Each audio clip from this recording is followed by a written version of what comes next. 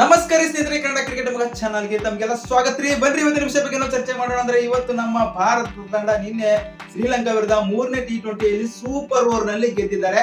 ಸಖತ್ತಾಗಿ ಪಂದ್ಯ ಮೂಡಿ ಬಂತು. ನೀವು ಪಂದ್ಯ ನೋಡಿಲ್ಲ ಅಂದ್ರೆ ಹೈಲೈಟ್ಸ್ ನೋಡಿ ಎಂಜಾಯ್ ಮಾಡಿ ಅಂತ ಕೂಡ ಹೇಳಬಹುದಾಗಿದೆ. ಹಾಗಾಗಿ ಸ್ನೇಹಿತರೆ, ಇವತ್ತಿನ ನೀರಿನ ಪಂದ್ಯದಲ್ಲಿ ಸೂಪರ್ ಡೂಪರ್ ಆಗಿ ಸೂಪರ್ ಓವರ್ ಗೆದ್ದ ನಂತರ ಭಾರತ ತಂಡದ ಸೂರ್ಯಕುಮಾರ್ ಯಾದವ್ ನಾಯಕರು ಇವರು ಗೆಲುವಿಗೆ ಕಾರಣ ಇದ್ರೆ ರಿಂಕು ಸಿಂಗ್ ಮತ್ತು ನಮ್ಮ ಸೂರ್ಯಕುಮಾರ್ ಯಾದವ್ ಒಂದು ಬಾಲಿಂಗ್ ನಿಂದ ಗೆದ್ದಿದ್ದಾರೆ ಅಂತ ಕೂಡ ಹೇಳಬಹುದಾಗಿದೆ.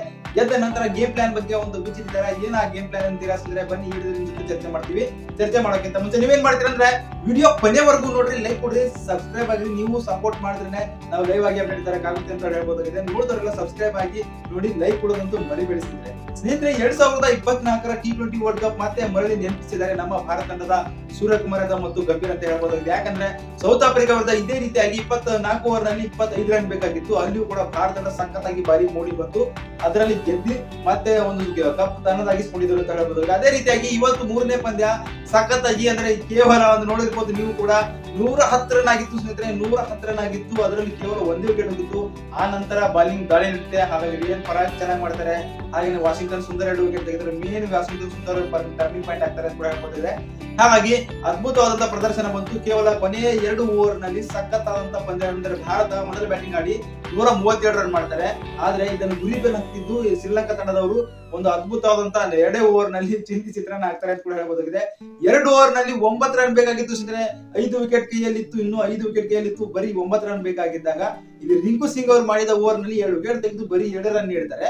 ಹಾಗೆ ಕೊನೆಯಲ್ಲಿ ಸೂರ್ಯಕುಮಾರ್ ಯಾದವ್ 6 ರನ್ ಬೇಕಾಗಿದ್ದಾಗ ಅದ್ಭುತವಾದಂತಹ ಪ್ರದರ್ಶನ ಮೂಡಿ ಬರುತ್ತೆ. ಯಾಕಂದ್ರೆ ಒಂದು ಅವರು ಕೂಡ 2 ವಿಕೆಟ್ ತೆಗಿತಾರೆ, 5 ರನ್ ನೀಡ್ತಾರೆ. ಹಾಗಾಗಿ ಕೊನೆಯ ಓವರ್ ನಲ್ಲಿ ಕೊನೆಯ ಎಸೆತದಲ್ಲಿ 2 ರನ್ ಓಡುವ ಮುಖಾಂತರ ಟೈಮ್ ಮಾಡ್ಕೋತಾರೆ. ಸೂಪರ್ ಓವರ್ ನಲ್ಲಿ ಬರ್ತಾರೆ. ವಾಷಿಂಗ್ಟನ್ ಸುಂದರ್ ಮತ್ತೆ 2 ವಿಕೆಟ್ ತೆಗಿತಾರೆ, ಬರೀ 2 ರನ್ ನೀಡ್ತಾರೆ. ಮೊದಲನೇ ಬಾಲ್ ನಲ್ಲಿ ಬೌಂಡ್ರಿ ಹೊಡೆಯುವ ಮುಖಾಂತರ ಸೂರ್ಯಕುಮಾರ್ ಯಾದವ್ ಅವರಿಗೆ ಪಂದ್ಯ ಗೆಲ್ಲಿಸ್ಕೊಡ್ತಾರೆ. ಈ ರೀತಿಯಾಗಿ ನಿನ್ನ ಪಂದ್ಯದಲ್ಲಿ ಆಯ್ತು ಕೂಡ ಹೇಳಬಹುದಾಗಿದೆ. ಹಾಗೆ ಗೆದ್ದ ನಂತರ ಸೂರ್ಯಕುಮಾರ್ ಯಾದವ್ ಅದ್ಭುತವಾದಂತಹ ಗೇಮ್ ಪ್ಲಾನ್, ಅಂದ್ರೆ ಗಂಭೀರ್ ಅವರ ನಗು ಮುಖ ನೋಡಬಹುದು ನೀವು ಕೂಡ. ಕೊನೆ 2 ಓವರ್ ಇದ್ದಾಗ ಗಂಭೀರ್ ಅವರು ಅವರ ಹತ್ರ ಸಮೀಪ ಬಂದು ಒಂದ್ ಸ್ವಲ್ಪ ಮಾತನಾಡಿ ಒಂದು ಗೇಮ್ ಪ್ಲಾನ್ ಚೇಂಜ್ ಮಾಡ್ಕೊಂಡಿದ್ರು. ಅದೇ ರೀತಿಯಾಗಿ ಇಲ್ಲಿ ಸ್ಪೀಡ್ ಬಾಲರ್ ಗಳಿಗೆ ರನ್ ಆಗ್ತಾ ಇದಾವೆ, ನೀವು ಸ್ಪಿನ್ನರ್ ಬಾಲ್ ಹಾಕಿ, ಹಾಗೇನೆ ಹೊಸೊಬ್ಬರು ಹಾಕಿ ಅಂತ ಕೂಡ ಹೇಳಿದಾಗ ವಾಷಿಂಗ್ಟನ್ ಸುಂದರ್ ಬಿಟ್ಟು ಹಾಗೆ ರಿಯನ್ ಪರಾಗ್ ಕೂಡ ಓವರ್ ಮುಗಿದಿತ್ತು. ಇವಾಗ ಸ್ಪಿನ್ ದಾಳಿಗೆ ಇಳಿಸ್ತಾ ಇದ್ದಾರೆ. ರಿಂಕು ಸಿಂಗ್ ಅವರನ್ನು ಬಾಲ್ ಕೊಟ್ಟು ಒಂದು ಅದ್ಭುತವಾದಂತಹ ಗೇಮ್ ಪ್ಲಾನ್ ಪ್ರಕಾರ ಇದು ಶ್ರೀಲಂಕಾಗೆ ಹೊಡಿಲೇ ಇಲ್ಲ. ಈ ಗೇಮ್ ಪ್ಲಾನ್ ಆರಾಮಾಗಿ ಸಿಂಗಲ್ ಆಡಿದ್ರೆ ಆರಾಮಾಗಿ ಗೆಲ್ತಿದ್ರು. ರಿವರ್ಸ್ ಶಾರ್ಟ್ ಹಾಗೇನೆ 6 ಹೊಡೆಯೋಕೆ ಹೋಗಿ ಒಂದು ಔಟ್ ಆಗಿದ್ದಾರೆ. ಆರಾಮಾಗಿ ಔಟ್ ಆಗಿ ಭಾರತ ತಂಡಕ್ಕೆ ಒಂದು ಗೆಲುವು ಕೊಟ್ಟಿದ್ದಾರೆ ಈ ಶ್ರೀಲಂಕಾ ತಂಡ ಕಡೆ ಅಂತ ಕೂಡ ಹೇಳಬಹುದಾಗಿದೆ. ಈ ರೀತಿಯಾಗಿ ಗೆದ್ದಿದ್ದಾರೆ. ಹಾಗೆ ಇಲ್ಲಿ ಪಂದ್ಯ ಮುಗಿದ ನಂತರ ಮತ್ತೆ ಸೂರ್ಯಕುಮಾರ್ ಯಾದವ್ ಹೇಳ್ತಾರೆ, ಇವತ್ತು ಒಂದು ಅದ್ಭುತವಾದ ಖುಷಿ ಆಯ್ತು ನಂಗೆ. ನಮ್ಮ ಆಟಗಾರರು ಸಖತ್ತಾಗಿ ಆಟ ಆಡಿದ್ರು. ಸೀರೀಸ್ ಗೆಲ್ಬೇಕಾಗಿತ್ತು, ಹಾಗೆ ಗೆದ್ದಿವಿ. ಹಾಗೇನೆ ಇದರಲ್ಲಿ ಗಂಭೀರ್ ಅವರ ಮುಖ್ಯ ಪಾತ್ರ ಇದೆ ಅಂತ ಕೂಡ ಹೇಳಿದ್ದಾರೆ. ಹಾಗೆ ಸೂರ್ಯಕುಮಾರ್ ಯಾದವ್ ಒಂದು ದಾಖಲೆ ಬರೆದಿದ್ದಾರೆ. ಯಾವ ರೀತಿಯಾಗಿ ದಾಖಲೆ ಅಂದ್ರೆ ಪ್ಲೇಯರ್ ಆಫ್ ದ ಮ್ಯಾಚ್ ಆಗುವಲ್ಲಿ ವಿರಾಟ್ ಕೊಹ್ಲಿ ಶ್ರಮ ಆಗಿದ್ದಾರೆ. ಹಾಗೇನೆ ವಿರಾಟ್ ಕೊಹ್ಲಿ ಅವರು ಸೀರೀಸ್ ಗೆಲ್ಲುವಲ್ಲಿ 7 ಸೀರೀಸ್ ಅವ್ರಿಗಿದ್ದಾರೆ ಕ್ಯಾಪ್ಟನ್ ಆಗಿ. ಇವರು ಕೂಡ ಒಂದು ಸೂರ್ಯಕುಮಾರ್ ಯಾದವ್ ಕ್ಯಾಪ್ಟನ್ ಆಗಿ 5 ಸೀರೀಸ್ ಗೆದ್ದಿದ್ದಾರೆ. 2ನೇ ಸ್ಥಾನದಲ್ಲಿ ಇದ್ದಾರೆ.